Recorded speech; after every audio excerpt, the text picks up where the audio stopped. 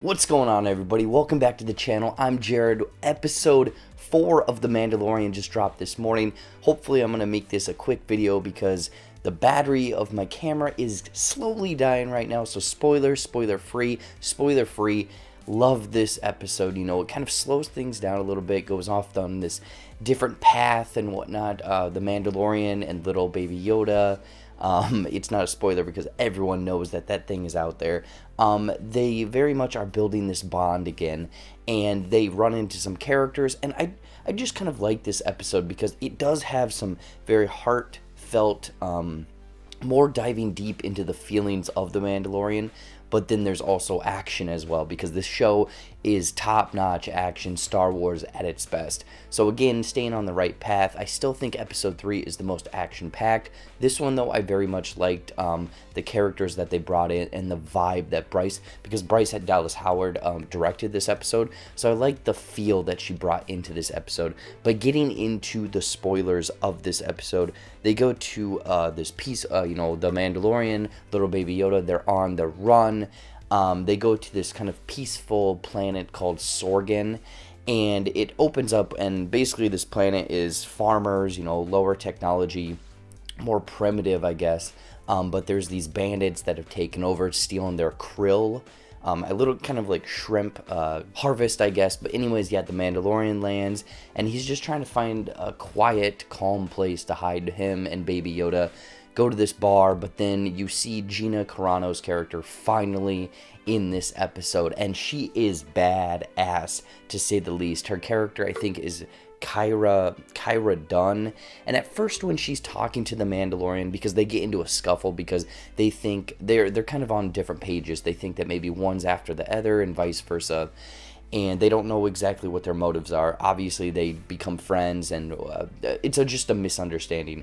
But Kyra, at first when she's telling her story, I was like, oh crap, she's on Endor, she's after the Empire, and at first I thought she was part of, with Iden Versio of the Inferno Squad from Battlefront 2, but then I rewound it because I guess I was too sleepy to understand, but I rewound it, and she was actually a rebel, an ex-rebel. So now she's kind of like this wandering person, just like the Mandalorian, and I thought that they'd meet up and they'd kind of, form a bond. They'd go pick up Nick Nolte's character from the first couple episodes and then just go off on their own adventure.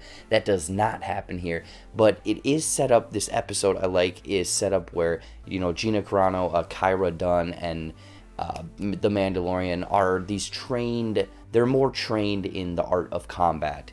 And I'm trying to think of a comparison of a movie. For some reason, Three Amigos came up, but that is not what I want to compare it to.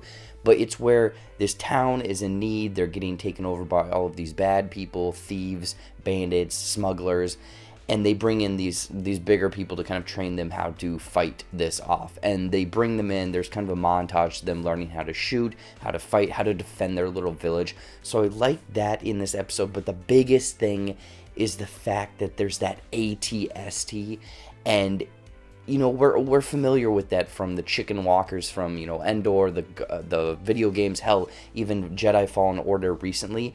But the glowing red eyes against the night sky with the moon and the stars and everything behind it was a fantastic, cool looking shot. There's one, I think it's about 5-second shot where the chicken walker ATST is over here, all of the people waiting for battle are over here, and it's just this beautiful, like, almost take a picture of that because it looks so great with the ATST's eyes glowing against this night sky. Anyways, they go up to battle, they fight everything off, and it kind of ends in this happy, heartfelt, almost heartbreaking way because the Mando wants to almost stay here, leave baby Yoda with this village because they're all happy and fun, and it's a very good, I would say, atmosphere for him, and he blends right in, and it's off the map, no one's gonna find them. But then at the very end, I thought that they did it, and I was like, oh geez, they cannot kill baby Yoda right now in episode 4. Luckily they didn't, but you find out that another bounty hunter is after either baby Yoda or the Mandalorian, so he has to pack up and leave.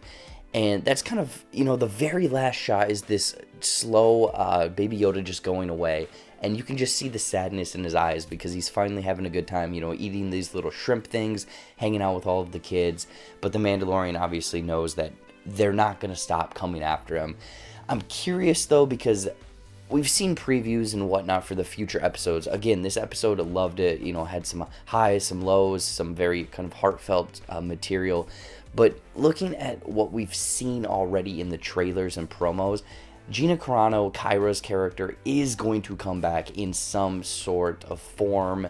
I'm curious, though, when and where and whatnot. But yeah, we're halfway through the season of The Mandalorian, Season 1. I'm loving everything so far. What did you guys think of Episode 4? Was it better than some of your other ones? Was it not so much? Did you kind of like the heartfelt, more Baby Yoda? Are they very much leaning into that? I want to know in the comments down below. Anyways, guys, as always, thank you so much for watching. Watch some more videos up there, you know, movie reviews, trailer reactions, fun comedy skits. I might be doing Black Friday haul and Jedi Fallen Order coming in the next couple days. Stay tuned for that. Follow all my social media. Click that subscribe button. It really helps me out. Like, share this video out. And until next time, I'll see you later.